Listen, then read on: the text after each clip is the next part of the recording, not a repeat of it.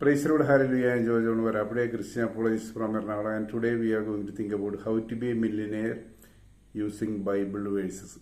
Bible വചന ധ്യാനത്തിലൂടെ എങ്ങനെ കോടീശ്വരനാകാം എന്നാണ് നാം ഇന്ന് ചിന്തിക്കുന്നത്.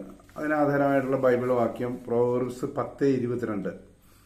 യഹോവയുടെ അനുഗ്രഹത്താൽ സമ്പത്തുണ്ടാകുന്നു, അവൻ അതിനോട് കഷ്ടത കൂട്ടിച്ചേർക്കുന്നില്ല.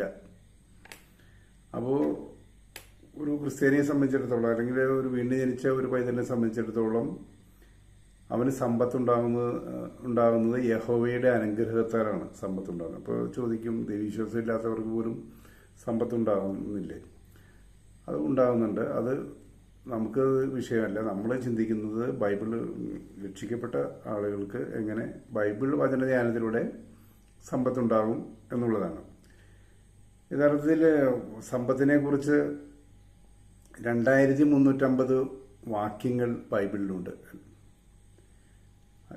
കർത്താവ് പറഞ്ഞ 38 പാരബിൾസിൽ 16 സമ്പത്തിനെ അടിസ്ഥാനമാക്കിയിട്ടുള്ള കാര്യങ്ങളാണ് പറഞ്ഞിട്ടുള്ളത്. അപ്പോൾ സമ്പത്തിന് യേശു എതിരാണെന്ന് നമ്മൾ ചിന്തിക്കേണ്ട കാര്യമില്ല.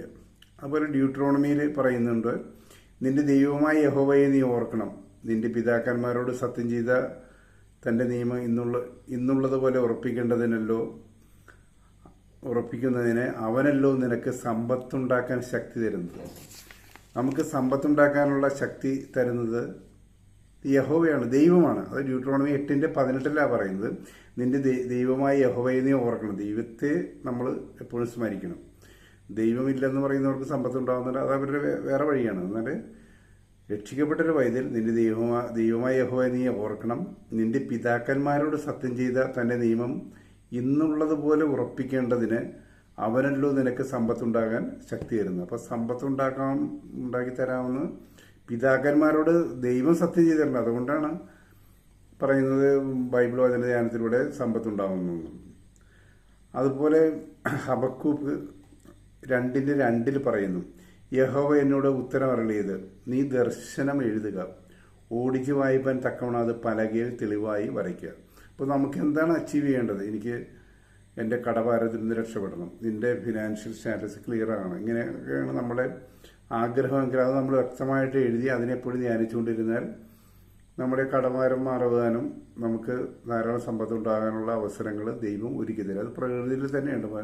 നിരീശ്വരവാദികളായിട്ടുള്ള മോട്ടിവേഷണൽ സ്പീക്കേഴ്സ് പോലും പറയുന്നുണ്ട്, സബ് കോൺഷ്യസ് മൈൻഡിനെ നമ്മൾ പ്രോഗ്രാം ചെയ്താൽ സമ്പത്തുണ്ടാവും, മാനിഫെസ്റ്റേഷൻ ഉണ്ടാവും എന്ന് പറയുന്നുണ്ട്. പക്ഷെ നമ്മൾ ബൈബിൾ പ്രകാരം അങ്ങനെ നമ്മൾ ചിന്തിക്കുന്നില്ല. നമ്മൾ ദർശനം എഴുതുക.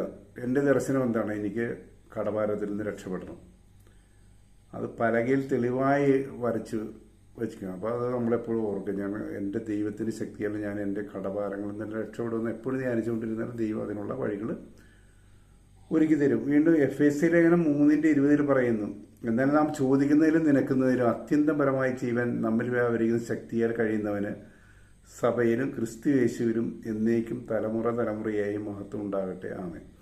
നാം ചോദിക്കുന്നതിലും നിനക്കുന്നതിലും അത്യന്തപരമായിട്ട് ചെയ്തു തരുന്നത് എന്താണ്? അത് ആത്മീയമായ പ്രോഗ്രസ് മാത്രമാണോ? നമ്മൾ ആത്മാവ് മാത്രമല്ലല്ലോ, ശരീരമില്ലേ, നമുക്ക് ഫാമിലി ഉണ്ട്, നമ്മുടെ ജോലി പ്രശ്നങ്ങളുണ്ട്, ഒരുപാട് സാമ്പത്തികമായിട്ടുള്ള പല പ്രശ്നങ്ങളുണ്ട്. അപ്പോൾ നാം ചോദിക്കുന്നത് എപ്പോഴും ആത്മാവിനെ കൂടുതൽ തരണമെന്ന് മാത്രമല്ല, അത് ആത്മീയമാണ്. അപ്പോൾ നമുക്കിപ്പോൾ സമ്പത്തിൻ്റെ പ്രശ്നമുണ്ടെങ്കിൽ, കടഭാരം ഉണ്ടെങ്കിൽ നാം ഒന്ന് ചോദിക്കണം, കർത്താവേ ഈ കടഭാരത്തിൽ നിന്ന് മോചിപ്പിക്കണമേ എന്ന് പറഞ്ഞാൽ നാം ചോദിക്കുന്നതിലും അത്യന്തപരമായി ജീവൻ നമ്മിൽ വ്യാപരിക്കുന്ന ശക്തിയാൽ, നമ്മുടെ ഉള്ളിൽ വ്യാപരിക്കുന്ന യേശുവിൻ്റെ ശക്തിയാൽ നമുക്ക് ഈ കടഭാരങ്ങളെല്ലാം മറികടക്കാൻ സാധിക്കും. വീണ്ടും പുതിയ നിയമത്തിൽ ഫിലിപ്പിയർ 4:19 പറയുന്നു, എൻ്റെ ദൈവമോ എൻ്റെ ആവശ്യങ്ങളൊക്കെയും മഹത്വത്തോടെ തൻ്റെ ധനത്തിനൊത്തവണ്ണം ക്രിസ്തുവിൽ പൂർണ്ണമായി തീർത്തു തരും.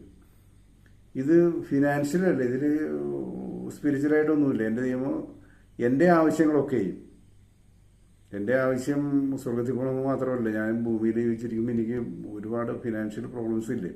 അപ്പോൾ ദൈവത്തിൻ്റെ ധനത്തിനൊത്തവണ്ണം, ദൈവമാണ് ലോകത്തിലെ ഏറ്റവും വലിയ, പ്രപഞ്ചത്തിലെ ഏറ്റവും വലിയ ധനിക, ആ ദൈവത്തിൻ്റെ ധനത്തിനൊത്തവണ്ണം ക്രിസ്തു യേശുവിൽ പൂർണ്ണമായിട്ട് എൻ്റെ ആവശ്യങ്ങളെല്ലാം തീർത്ത് തരും. ഇതെല്ലാം നാം ഡെയിലി ധ്യാനിക്കണം. അതുപോലെ പ്രോവർബ്സ് 18:21 പറയുന്നു, മരണവും ജീവനും നാവിൻ്റെ അധികാരത്തിലുണ്ട്. അതിനെ സ്നേഹിക്കുന്നവൻ അതിൻ്റെ ഫലം ഭക്ഷിക്കും. അപ്പോൾ നമുക്ക് ജീവൻ വേണം, നമുക്ക് പ്രോസ്പെരിറ്റി വേണം, നമുക്ക് അബണ്ടൻസ് വേണമെങ്കിൽ നമ്മൾ എല്ലാ ദിവസവും അത് കർത്താവിനോട് പറഞ്ഞ് പ്രാർത്ഥിക്കണം, നമ്മളത് ധ്യാനിക്കണം. എനിക്ക് എൻ്റെ കടഭാരത്തിൽ രക്ഷപ്പെടണം, എൻ്റെ സാമ്പത്തിക സ്രോതസ്സുകളെ നീ തുറന്നു തരണം, എൻ്റെ സമ്പത്തിൻ്റെ മേഖലകളെ അനുഗ്രഹിക്കണമെന്ന് നമ്മൾ എല്ലാ ദിവസവും പ്രാർത്ഥിച്ചു കഴിഞ്ഞാൽ യു വിൽ ബിക്കം മില്യനിയർ. അതുകൊണ്ടാണ് പറയുന്നത്, ദൈവവചന ധ്യാനത്തിലൂടെ നമുക്ക് സമ്പന്നരായി തീരാൻ സാധിക്കും. ബൈബിളിലെ 2350 വാക്യങ്ങൾ ഫിനാൻസിനെ കുറിച്ചാണ്. കർത്താവ് പറഞ്ഞ പാരബിൾസിൽ 38 എണ്ണത്തിൽ 16 എണ്ണവും സമ്പത്തിനെ കുറിച്ചാണ് പറയുന്നത്. ഇത് നമ്മൾ മറന്നുപോകണ്ട. ഇത് വെറും പ്രോസ്പെരിറ്റി തിയറിയല്ല, ഇത് പ്രാക്ടിക്കലായിട്ട് നടക്കുന്ന കാര്യമാണ്. രക്ഷിക്കപ്പെട്ടവരെല്ലാം ദരിദ്രന്മാരായിട്ട് നടക്കണമെന്ന് ദൈവം പറഞ്ഞിട്ടൊന്നുമില്ല. അത് നമ്മൾ തെറ്റായിട്ട് അങ്ങനെ ചിന്തിച്ച് ഞാൻ ദരിദ്രനാവണമെന്ന് പറഞ്ഞാൽ ഞാൻ എപ്പോഴും ചിന്തിച്ച് ഞാൻ ദരിദ്രനാവും. അതല്ല, ഞാനൊരു നല്ല സമ്പന്നനാവും, എൻ്റെ ദൈവത്തിൽ ശക്തി അല്ലെങ്കിൽ സമ്പന്നനാവുമെന്ന് നമ്മളെപ്പോഴും ധ്യാനിച്ചുകൊണ്ടില്ല, നമ്മൾ സമ്പന്നരാകും. അതിലൊരു സംശയവും വേണ്ട.